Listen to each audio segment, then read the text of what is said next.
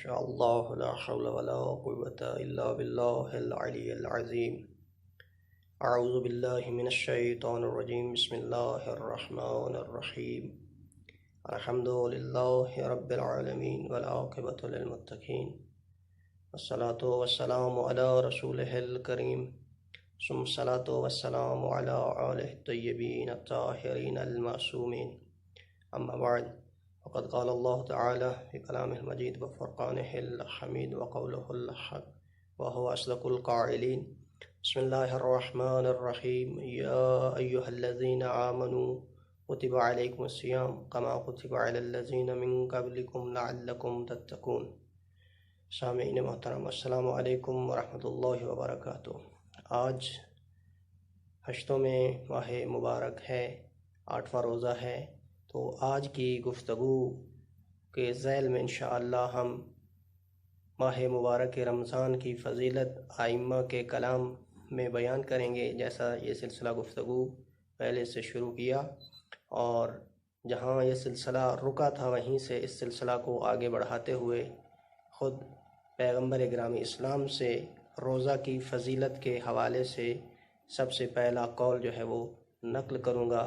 تو پیغمبر گرامی اسلام سے منقول ہے کہ یا رب ما وما میراث الصوم قال الصوم یورث الحکمہ والحکمۃ تورث المعرفہ والمعرفۃ تورث الیقین وإذا استيقن العبد لا يبالي كيف أصبح بعسر ام بیسر۔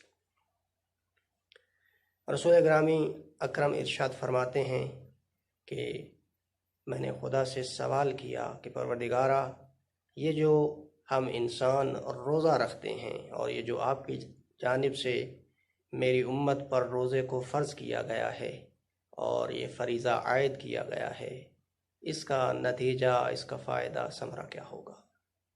تو ارشاد رب العزت ہوتا ہے قال الصوم یورث الحکمہ، روزہ جو ہے اس کا فائدہ اور نتیجہ یہ ہے کہ روزہ کے سبب انسان کو، وہ جو صائم ہے، وہ جو روزہ دار ہے، پروردگار عالم کی طرف سے اس روزہ دار کو حکمت عطا کی جاتی ہے۔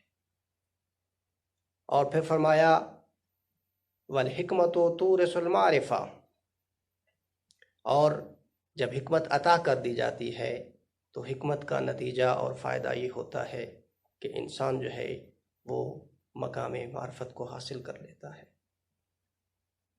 جیسے کہ ارشاد ہوتا ہے من عرف نفسہ فقد عرف ربہ، یعنی جس نے اپنے آپ کو پہچان لیا گویا اس نے اپنے رب کو پہچان لیا۔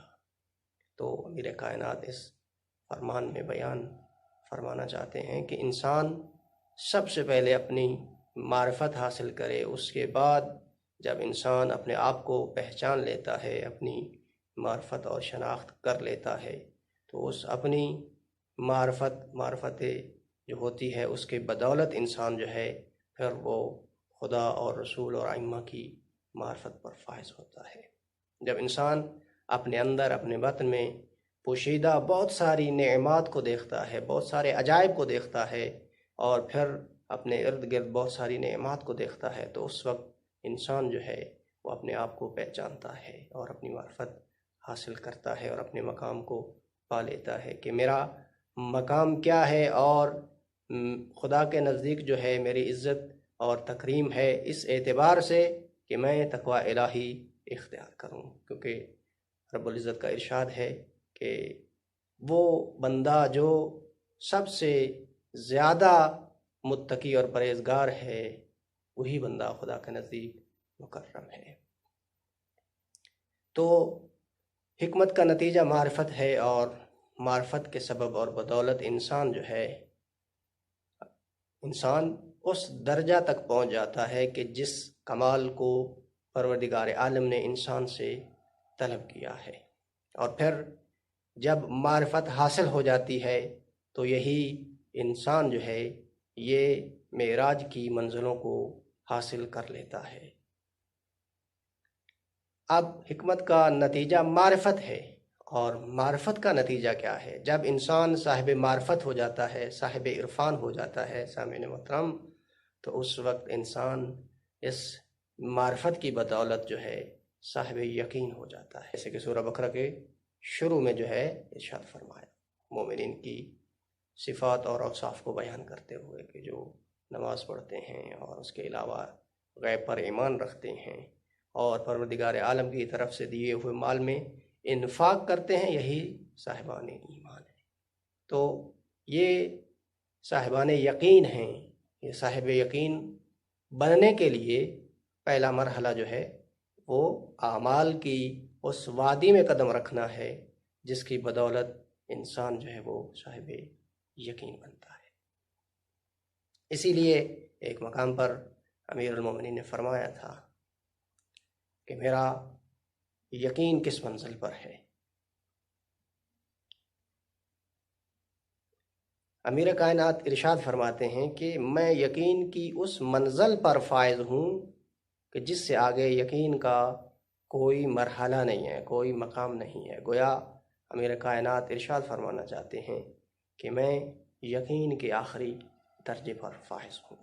تو اس کا معنی یہ ہوا کہ امیر کائنات صاحب یقین تھے، تو صاحب یقین ہونے سے پہلے صاحب معرفت بھی تھے اور صاحب حکمت بھی تھے. اور جب ہم امیر کائنات اور ان کی آل پاک کی ولایت کا دم بھرتے ہیں تو ہمیں چاہیے کہ ہم ان کی اطاعت بھی کریں اور ان کی فرمائشات اور ان کے فرمودات پر عمل پیرا ہونے کی سعی اور کوشش بھی کریں. کیوں؟ اس لیے کہ یہی وہ ذوات مقدسہ ہیں اور برگزیدہ ہستیاں ہیں جن کی بدولت ہم اس طولانی سفر کو، دنیاوی سفر کو طے کر سکتے ہیں اور پھر ان کے ذریعے ہی ہم معرفت خدا کو حاصل کر سکتے ہیں. پھر جب کوئی شخص منزل یقین پر پہنچ جاتا ہے تو پھر آگے ارشاد ہوتا ہے فَإِذَا اسْتَيْقَنَ الْعَبْدُ لَا يُبَالِ كَيْفَ أَصْبَحَ بِعُسْرٍ أَمْ بِيُسْرٍ. رسول گرامی اسلام ارشاد فرماتے ہیں کہ جب کوئی اس یقین کی منزل کو پا لیتا ہے تو پھر اسے فرق نہیں پڑتا کہ یہ دنیاوی زندگی اور دنیا کی مشکلات اس پر آ پڑیں. چاہے وہ آسانیوں میں زندگی گزارے، چاہے مشکلات میں زندگی گزارے، اس کے لیے یہ دنیا کی آسانیاں اور سختیاں کوئی معنی نہیں رکھتی. اور اس روایت کو بحر الانوار میں سے لیا گیا ہے. امام صادق علیہ السلام رسول صادق کا فرمان آپ کی خدمت میں پیش کیا تو خوش نصیب ہیں ہم اہل بیت کے ماننے والے، مذہب اہل بیت کے پیرو. رسول بھی صادق ہے اور ان کے امام بھی صادق ہے. اللہ نے ہمیں رسول بھی صادق عطا کیا اور امام بھی صادق عطا کی. تو امام صادق علیہ السلام ارشاد فرماتے ہیں انما فرض اللہ عز وجل الصیام لیستوی بہ الغنی والفقیر. کہ پروردگار عالم نے روزہ کو اس لیے واجب قرار دیا تاکہ اس روزہ کے ذریعے غنی اور فقیر جو ہیں وہ مساوی ہو جائیں، بے نیاز اور نیاز مند جو ہیں وہ دونوں یکساں اور برابر ہو جائیں. اور روزہ کی عظمت اور فضیلت کے ذیل میں کل بھی روایت عرض کی تھی، آج پھر دوہرا دیتا ہوں. سب سے پہلے امیر کائنات سے کہ فرض اللہ الصیام ابتلاء لاخلاص الخلق. پروردگار نے روزہ کو واجب اس لیے قرار دیا تاکہ بندوں کے اخلاص کی آزمائش ہو، پتہ چلے کہ کون کتنا مخلص ہے، کون کتنا خدا کے لیے اپنے اعمال کو بجا لاتا ہے، خوشنودی خدا کی خاطر کون اپنے آپ کو سختیوں میں ڈالتا ہے، صعوبتوں میں ڈالتا ہے. اور اسی کے ذیل میں جناب سیدہ کونین ارشاد فرماتی فرض اللہ الصیام تثبیتا للاخلاص. پروردگار عالم نے روزے کو اس لیے فرض کیا تاکہ اخلاص کی تثبیت کی جائے، اخلاص کو محکم کیا جا سکے اور ہمارے اعمال کے اندر جو اخلاص ہے اس کو مزید بڑھایا جا سکے، استوار کیا جا سکے. جیسا کہ ابھی اتنی گرمی نہیں ہے لیکن پھر بھی جب گرمی کے روزے ہوتے ہیں تو پیغمبر گرامی اسلام نے ارشاد فرمایا الصوم فی الحر جہاد، کہ جب روزے گرمیوں میں آتے ہیں تو اس وقت ارشاد فرمایا کہ گرمی کا روزہ گویا جہاد ہے، رائے الہی میں جہاد کرنے کے مترادف ہے۔ امام رضا علیہ السلام سے ایک روایت عرض کروں گا۔ امام رضا علیہ السلام والی خراسان ارشاد فرماتے ہیں انما امروا بالصوم لکی یعرفوا علم الجوع والعطش فیستدلوا علی فقر الآخرہ، کہ لوگوں پر روزوں کو اس لیے واجب اور فرض قرار دیا گیا تاکہ وہ لوگ بھوک اور پیاس کا احساس کر سکیں، کہ جس کے ذریعے قیامت کی بے چارگی اور فقر جو ہے ان کو یاد آئے۔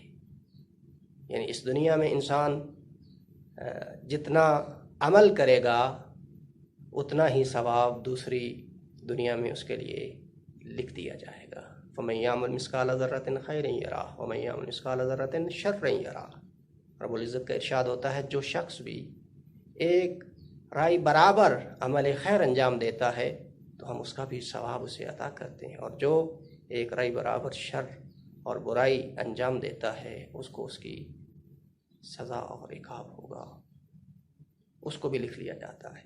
نیکی مختصر ہو چھوٹی ہو تو اس کا بھی ثواب ہے، اور گناہ مختصر اور چھوٹا ہو تو اس پر بھی سزا ہے۔ پھر رسول اکرام اسلام جو ہیں وہ ارشاد فرماتے ہیں طوبی لمن زعم او جعل اللہ اولئک الذین یشبعون یوم القیامہ۔ اللہ اکبر۔ ارشاد فرمایا خوشخبری ہے اور بشارت ہے اس شخص کے لیے جس نے خدا کی خاطر بھوک اور پیاس کو برداشت کیا۔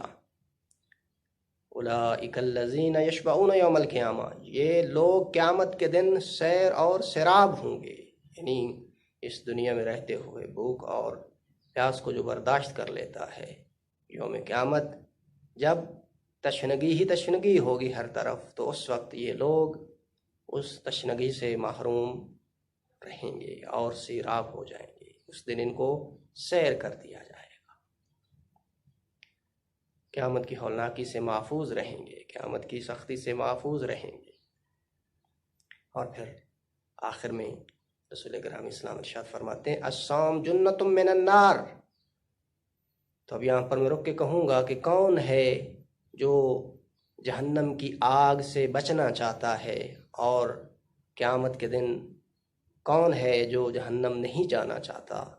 تو اس کا کوئی وسیلہ، کوئی ذریعہ، کوئی علاج ہے کہ انسان جو ہے وہ جہنم سے اپنے آپ کو محفوظ کر لے؟ یقیناً ہے۔ پیغمبر گرامی اسلام ارشاد فرماتے ہیں کہ صائم کا روزہ جو ہے جنۃ من النار، گویا اس کے لیے جہنم کی آگ سے ڈھال ہے، سپر ہے۔